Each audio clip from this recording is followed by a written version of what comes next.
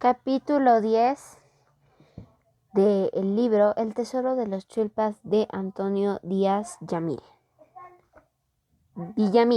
Disculpen. Niñita, niñita, entró diciendo, jadeando Santos, el caballero está llegando. ¿Qué dices? ¿Mi papá? Exclamó la pobre Blanca. Loca del terror, daba vueltas por la estancia sin atinar a nada, hasta que por fin la misma angustia de la situación le mostró una violenta actitud. Acogió a su hijo y después de rogar con incoherentes palabras a Santuza para que se llevara inmediatamente la cabrita y todo cuanto pudiera delatar al hijo, salió precipitadamente, atravesó el corral y llegó al campo por el lado opuesto al que don Claudio se aproximaba a la hacienda. La sorpresa no le había permitido tomar una resolución lógica y razonable. Lo único que sabía en que debía ocultar al hijo, pero no sabía cómo ni dónde. Bajo el incontenible impulso de esta angustia, fuera de sí, casi demente, no hacía más que correr a campo traviesa como si le persiguiese alguna furia mitológica para devorar a su hijo. Entre las crecientes obscuridad de la noche, que apenas se matizaba de lívida penumbra con la luz en una luna amarillenta, la luna de aguas, no hacía más que seguir avanzando como sonambulizada por la angustia. El azar la condujo por el tortuoso sendero que terminaba en el promontorio de la Huaca. De pronto, sin saber cómo, se vio detenida por su vertiginosa carrera por la pendiente que terminaba el promontorio, que por ese lado caía casi plomada, terminando en un zócalo de escolleras azotadas furiosamente por el lago. No pudieron cómo conseguir adelante ni tampoco retroceder para formar otra senda que pudiera llevaría más lejos. Se sintió como acorralada, extenuada por la emoción y desfallecimiento por el esfuerzo. Cayó sobre una piedra apretando nerviosa el hijo que quería esconder. Era presa de una especie de enajenación. Aquella carrera fantástica había dislocado en su conciencia los sucesos pasados del momento álgido en el que se debatía. Se sentía fuera de la realidad, bajo el poder de su horrible pesadilla, en la que ella, sentada sobre esa roca solitaria, tenía que defender a su hijo contra todas las furias del infierno. No percibía el mundo exterior más que el impetuoso bramio de las olas, que ella tomaba por las voces misteriosas que le pedían entregar a su hijo cada momento. Más aterrada, no hacía más que inclinar el busto para proteger al hijo contra el furor misterioso que parecía rodearle por doquiera. De súbito, una voz le arrancó de su demencia y se incorporó violentamente. Era la voz de su padre, que, viendo desierta la casa, alarmado por la ausencia de su hija a esa hora, había salido a buscar a la luz de un farolillo. «Blanca, Blanca», exclamaba la voz paterna, dominante del fragor de las lagunas, al tiempo que la luz del farolillo anunciaba su aproximación hacia aquel sitio donde se hallaba la infeliz. Blanca, luchando todavía contra el barullo de su conciencia, pudo recibir de su instinto materno un auxilio para salvar del inmediato peligro. Si ocultaría al hijo, pero ¿dónde? Aferrada a esta idea, buscó alrededor suyo un sitio para depositar al niño, que dormía al calor de su regazo.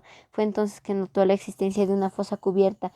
Era un sitio donde fue extraída la hueca. Rápidamente se inclinó hacia la cavidad y depositó en su fondo negro al niño, quien al ser abandonado lanzó un grito que no parecía: «No te marches, mamá, no me dejes solo». Parecía la madre interpretar así el suspiro del pequeño dormido. Sintió derretírsele el corazón de ternura, se inclinaba a recogerlo, pero la voz volvió a clamar ansiosa, sonar y más próxima: «Esa Blanca, Blanca». Esa voz fue la que cuchillo que mató la ternura y su deber de madre, dejando al niño en sus entrañas, confiando en las fuerzas de la naturaleza ciega y brutal. Blanca se apartó de allí para correr al encuentro de su padre y jugar al papel de la hija honrada.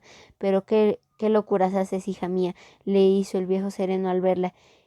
«¿Es que quieres morir saliendo con este tiempo a pasear tan lejos de la casa?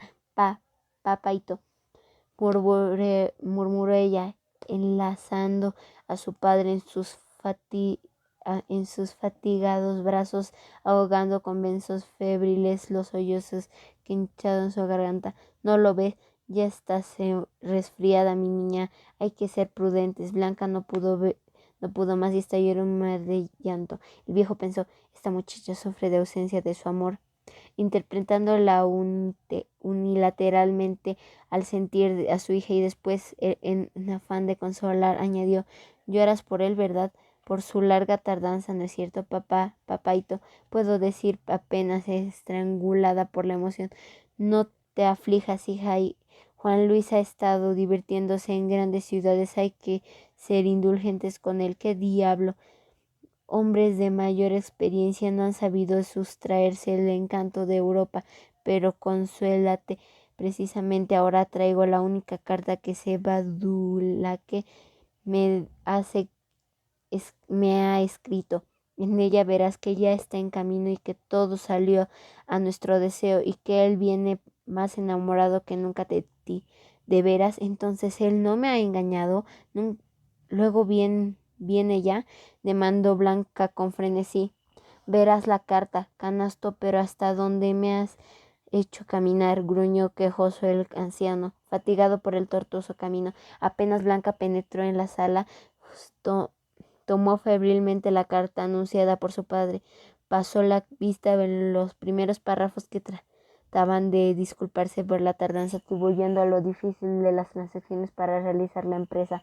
Pensó también los párrafos que pintaban la inmensa urbe de sus encantos y atractivos. Por fin llegó a donde él, el ingrato, decía: «Sin embargo, más que todo eso, prefiero el amor de mi adorable Blanca. Ahora vuelvo junto a ella para realizar el supremo anhelo de mi vida. Dígaselo así, tío. Hágale olvidar de esos meses de involuntaria tardanza para que me reciba en sus brazos sin rencor». Una y otra vez leyó y releyó ese párrafo que le traía nuevamente la dicha y el amor. Volvió a soñar con la felicidad perdida, y ante esa fe luminosa sintió su alma colmada de firme esperanza. El optimismo irrumpió en irresistible inundación a través del boquerón de la dicha próxima. Se atrevió a su espíritu, desalojando de él todo lo que antes fue dolor y tristeza. Y fue tal la intensidad de su alegría que se produjo otra nueva dislocación en su conciencia. La desdicha del peso del plomo fue del fondo de la memoria, no dejándola ni encorazonada en sus penas pasadas, ni siquiera un pensamiento para el hijo que había abandonado al desamparo del promontorio. El egoísmo había derrotado a su maternidad en la forma más monstruosa. «Oh corazón femenino, cómo eres insondable». Tantas emociones acabaron por sumergirla en el profundo sueño. Don Claudio prefirió dejarla como estaba, dormida en un sillón de la sala. La arropó solícitamente y, contemplando su rostro marchito por cerúlea palidez, pensando al retirarse: «Pobrecita, cuánto amor para ese Badulaque». Bueno, lo último era Badulaque, me equivoqué, lo siento. Qué pésima manera de acabar el audiolibro. Bueno, muchas gracias por escuchar. Yo sé que tienen demasiadas quejas sobre mi lectura, que es bastante que está bastante mal. Pero bueno, igualmente muchas gracias por leer. Les recomiendo el apoyo en el libro y muchas gracias. Igual por segunda vez o tercera vez.